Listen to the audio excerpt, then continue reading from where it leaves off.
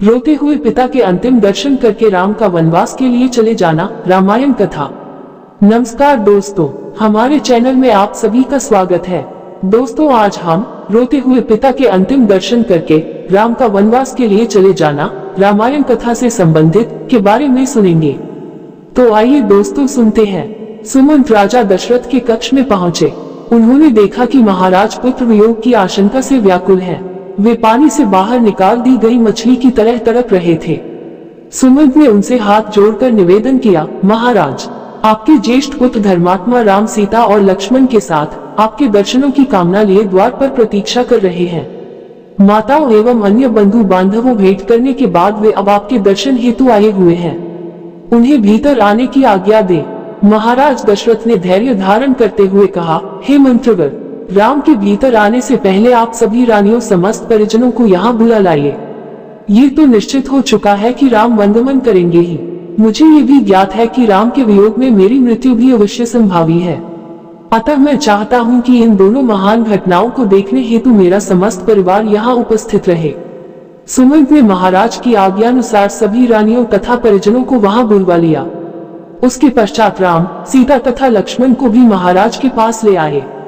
हाथ जोड़े हुए राम वहां पर उपस्थित अपने पिता और माताओं की ओर बढ़े। राम को इस प्रकार अपनी ओर आता देख महाराज दशरथ उन्हें हृदय से लगाने की अभिलाषा से अपने आसन से उठ खड़े हुए, किंतु अत्यधिक शोक तथा दुर्बल होने के कारण वे केवल एक पग बढ़ाते ही मूर्छित होकर गिर पड़े। पिता की ऐसी दशा देखकर राम और लक्ष्मण ने तत्काल उन्हें सहारा देकर पलंग पर लिटा दिया। महाराज की मूर्छा भंग होने पर राम ने अत्यंत विनीत स्वर में कहा, हे पिता, आप ही हम सबके स्वामी हैं। कृपा करके आप धैर्य धारण करें और हम तीनों को आशीर्वाद दें कि हम वन में 14 वर्ष की अवधि व्यतीत करने के पश्चात पुनः आपके दर्शन करें। महाराज दशरथ ने आर्त स्वर में कहा, पुत्र, तुम्हें वनों में भटकने के लिए भेजने की मेरी कदापि इच्छा नहीं है, किंतु मैं विवश हूँ। अब मैं इससे अधिक क्या कह सकता हूँ कि जाओ, तुम्हारे वनवास का काल कल्याणकारी हो। ईश्वर सदैव तुम्हारी रक्षा करे। मुझे इस बात की भी आशा नहीं है कि तुम्हारे वापस आने तक मैं जीवित रह पाऊंगा। फिर भी मैं परमात्मा से प्रार्थना करता हूँ कि तुम्हारे लौटने पर मैं तुम्हें पुनः देख पाऊं।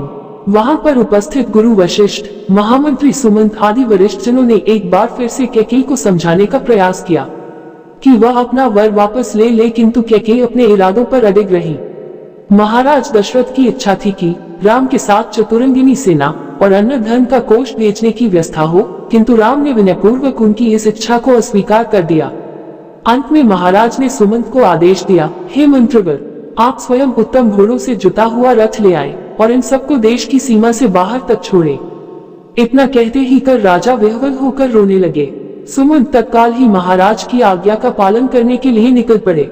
बड़े भाई राम की आज्ञानुसार लक्ष्मण गुरु वशिष्ठ के पुत्र सुयोग्य को अपने साथ ले आए। राम और सीता ने अत्यंत श्रद्धा के साथ उनकी प्रदक्षिणा की। इसके पश्चात उन्होंने अपने स्वर्ण कुंडल, बाजूबंद, कड़े, मालाएं तथा रत्न जटित अन्य आभूषणों को उन्हें देते हुए कहा, हे मित्र, जनकनंदिनी सीता भी मेरे साथ वन को जा रही हैं, इसलिए ये अपने कंकण, मुक्तमाला, किंकनी, हीरे, मोती, रत्नादि समस्त आभूषण आपकी पत्नी को दान करना चाहती हैं। आप इन आभूषणों को सीता की ओर से उन्हें आदर तथा नम्रता के साथ समर्पित कर देना। मेरी यह स्वर्ण जटित शया अब मेरे लिए किसी काम का नहीं है, अतः इसे भी आप ले जाइए। मेरे मामा ने अत्यंत स्नेह के साथ मुझे ये हाथी दिया था, इसे भी सहस्त्र स्वर्ण मुद्राओं के साथ आप स्वीकार करें। राम के वनगमन के विषय में ज्ञात होने पर सुयज्ञ के नेत्रों अश्रु भर आए। सजल नेत्रों के साथ राम के द्वारा प्रदान की गई वस्तुओं को उन्होंने ग्रहण किया और आशीर्वाद दिया, हे राम, तुम चिरजीवी हो। तुम्हारा 14 वर्ष का वनवास तुम्हारे लिए निष्कंटक और कीर्तिदायक हो। वनवास की अवधि समाप्त होने पर लौटने पर तुम्हें अयोध्या का राज्य पुनः प्राप्त हो। इस प्रकार आशीर्वाद देकर गुरुपुत्र सुयज्ञ विदा हुए। उसके बाद राम ने अपने सेवकों को, जो कि राम के वनवास से दुखी होकर रो रहे थे, बहुत सारा धन दान में दिया और सांत्वना देते हुए बोले, तुम लोग यहीं रहकर महाराज, माता कौशल्या, सुमित्रा, कैकेयी, भरत, शत्रुघ्न एवं अन्य गुरुजनों की तन मन लगाकर सेवा करना। सदैव इस बात का ध्यान रखना कि उन्हें किसी प्रकार की असुविधा न हो। फिर राम ने अपनी समस्त व्यक्तिगत संपत्ति को मंगवाकर सीता के हाथों से उसे गरीब, दुखी, दीन दरिद्रों में बंटवा दिया। राम और सीता के द्वारा मुक्त हस्त से दान दिए जाने की चर्चा सारे नगर में दावानल की भांति फैल गई। उन दिनों अयोध्या के समीपवर्ती एक ग्राम में गर्ग गोत्री त्रिजटा नामक एक तपस्वी ब्राह्मण निवास करता था। उनकी बहुत सी संतानें थीं और वह अत्यंत दरिद्र था। उसे अपनी गृहस्थी का पालन पोषण करने में अत्यंत कठिनाई होती थी।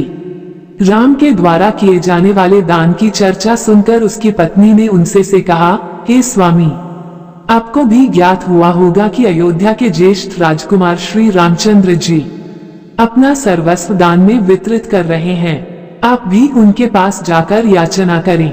हमारी निर्धनता और दरिद्रता से तथा आपकी याचना से द्रवित होकर दयालु राम हम पर भी अवश्य ही दया करेंगे और इस दरिद्रता से हमारा उद्धार कर देंगे। तपस्वी त्रिजटा याचना में रुचि नहीं रखते थे, किंतु पत्नी के बार बार प्रेरित किए जाने पर विवश होकर वे श्री राम के दरबार की ओर चल पड़े। वे शीघ्रातिशीघ्र एक के बाद एक 5 ड्योढ़ियां पार करके राम के समक्ष जा पहुंचे। उनकी तपस्या जनित तेज और रोष प्रभावित राम बोले, हे तपस्वी, हे ब्राह्मण देवता, आपका हृदय तीव्र गति से स्पंदित हो रहा है और शुभ्रभाल पर स्वेद कण झलक रहे हैं। ऐसा प्रतीत होता है कि आप बड़ी दूर से तीव्र गति के साथ चले आ रहे हैं। आपकी वेशभूषा आपके धन का अभाव का परिचय देता है, अतः आपने अपने हाथ में जो दंड रखा है उसे आप अपनी पूर्ण शक्ति के साथ फेंकिए। ये दंड जहाँ पर जाकर गिरेगा, आपके खड़े होने से उस स्थान तक जितनी गौएं खड़ी हो सकेंगी मैं आपको अर्पित कर दूंगा और उन गौओं के भरण पोषण के लिए भी पर्याप्त साधन जुटा दूंगा। इस आदेश को सुनकर त्रिजटा ने पूरी शक्ति के साथ दंड फेंका। दंड सरयू नदी के दूसरी पार जाकर गिरा। राम ने उसके बल की सराहना की तथा उसे अपनी प्रतिज्ञानुसार गौएं दान में दी। उनको विदा करने के पूर्व स्वर्ण, मोती, मुद्राएं, वस्त्रादि भी दान में दिया। इस प्रकार अपनी असंख्य धनराशि का दान कर सबको संतुष्ट करने के पश्चात वे सीता और लक्ष्मण के साथ पिता के दर्शनों के लिए चले गए। उम्मीद करते हैं दोस्तों आपको ये रामायण कथा से संबंधित सीता और लक्ष्मण का अनुग्रह वनवास जाने से पहले राम के द्वारा दान के विचार सुनने में अच्छे लगे होंगे।